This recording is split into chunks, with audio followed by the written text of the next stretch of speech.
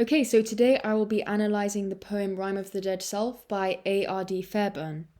So there isn't really much to know about the poet in terms of linking him to the analysis, but just for some background information, he was from New Zealand.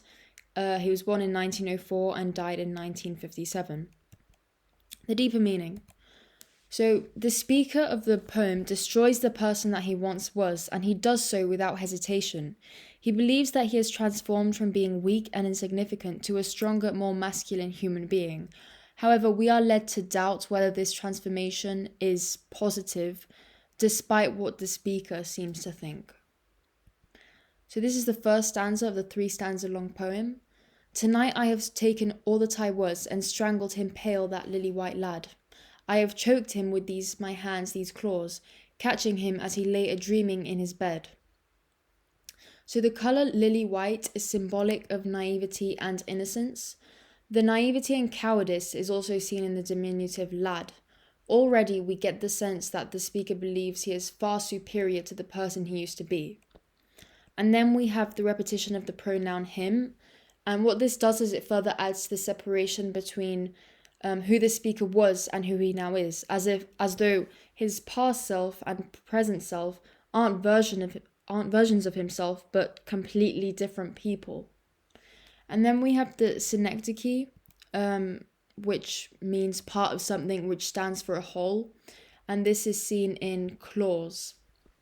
The claws of the speaker symbolize the triumph of his evil, savage side over the innocent dreamer that he used to be.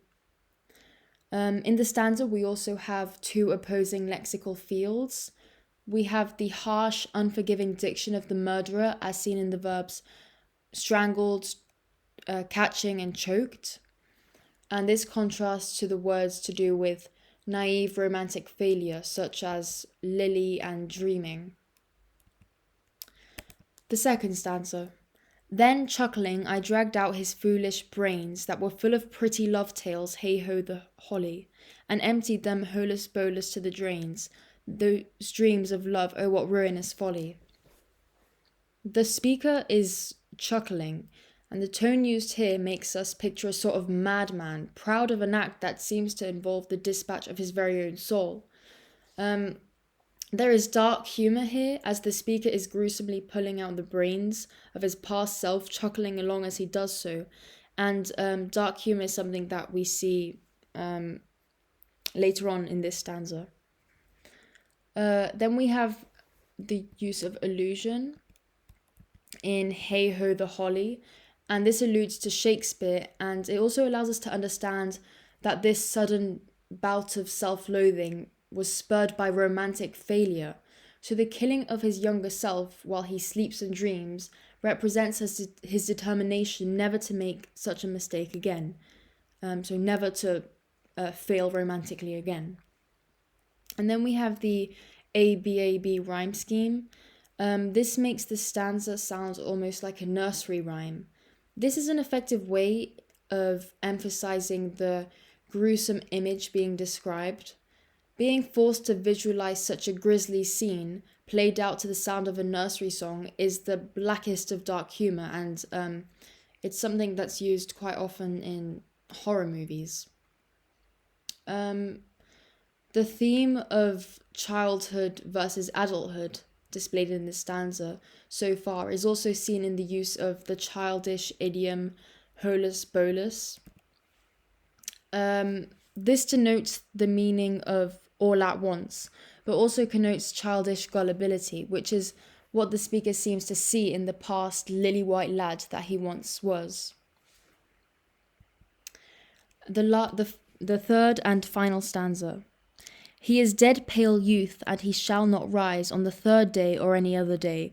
Sloughed like a snakeskin there he lies, and he shall not trouble me again for aye. The use of the modal verb shall indicates the speaker's certainty. He is certain that his past foolish naivety is dead and buried. Like a dismembered, buried body, it is out of sight. We have religious allusion to the resurrection of Jesus on the 3rd day. The speaker is denying here any possibility of resurrection. We see his certainty. He is certain that his past self will never rise up again. And then we have the image, sloughed like a snake skin, there he lies. This is a biblical association with the story of Adam and Eve and mankind's fall from paradise. The snake symbolizes negative character traits such as duplicity, deviousness, and evil. And then we also have the sibilance. This indicates the sinister side of the speaker's personality. He seems to think that he is getting rid of all negative personality traits. However, it is clear to us that this is not the case. And in fact, what he may be doing is the opposite. After all, once his skin is shed, a snake is still a snake.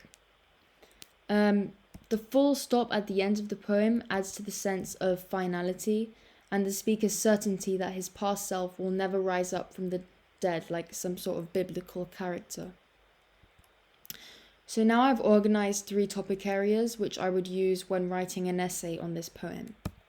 So firstly, I'd focus on the first stanza and the connotations of violence, which shows that the speaker has completely obliterated his former self. His new self is portrayed as a predator and his past self as the prey, suggesting that he has undergone a transformation in which he is now stronger, more confident and masculine. At least that's what he seems to think. The speaker believes that he has gone from being naive to someone intellectually superior. And then I would also talk about the theme of childhood versus adulthood, as mentioned before, in the second stanza of the poem. So then the last topic area, I would focus on the last stanza.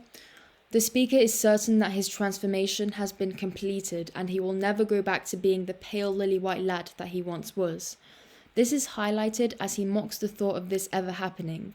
It is something that he believes is impossible. The transformation also seems to be a spiritual one through the use of religious imagery as seen in the third day and then the reference to the snake. And that's it. Thank you very much for watching.